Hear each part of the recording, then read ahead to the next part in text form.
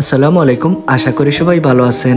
আজ আপনাদের দেখানোর চেষ্টা করব আমরা আমাদের মুরগের গড়গুলা কিভাবে জীবাণুমুক্ত করে থাকি। আমাদের টাইগার মুরগগুলার বয়স আজ 11 দিন।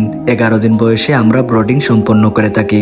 ব্রডিং সম্পন্ন হয়ে গেলে মুরগগুলার অনেক জায়গার প্রয়োজন হয়, তাই আমরা ব্রডিং শেড থেকে নতুন আরো একটি শেডে মুরগগুলাকে ট্রান্সফার করব। আমাদের নতুন শেড তেমন একটা দূরে নয়, তাই আমরা একটি খাঁচায় করে সব মুরগগুলাকে নিয়ে যাব। পরিমাণ মতো বাচ্চা আমরা খাঁচায় ভরে নিচ্ছি নতুন শেডে নিয়ে যাওয়ার জন্য। এখানে কাজী কোম্পানির গ্রেডের অরিজিনাল টাইগার মুরগের 100 বাচ্চা রয়েছে। আমরা নতুন শেডে 3 বারে বাচ্চাগুলি নিয়ে আসি যাতে কোনো দুর্ঘটনা না হয়। এক এক করে সব বাচ্চাগুলোকে আমরা নতুন জায়গায় ছেড়ে দিচ্ছি। এই জায়গাটি আমরা আগে থেকে প্রস্তুত করে রেখেছিলাম নতুন তুষ দিয়ে। তারপর পরে খালি শেডটি আমরা জীবাণুমুক্ত করে ফেলি। আমরা জীবাণুমুক্ত করার জন্য চুন এবং ব্লিচিং পাউডার ব্যবহার করে থাকি। প্রথমে ফ্লোরটি ভিজিয়ে আমরা তার উপর পরিমাণ মতো চুন এবং ব্লিচিং পাউডার দিয়ে দেই। ঝাড়ু দিয়ে ভালোভাবে ছড়িয়ে ছিটিয়ে দেই। তারপর 10 থেকে 15 মিনিট এইভাবেই রেখে দেই। তারপর পানি দিয়ে এগুলি ভালোভাবে পরিষ্কার করে নেই। কাজী কোম্পানির 2টি ভ্যাকসিন সম্পন্ন অরিজিনাল গ্রেডের টাইগার মুরগের বাচ্চা রয়েছে।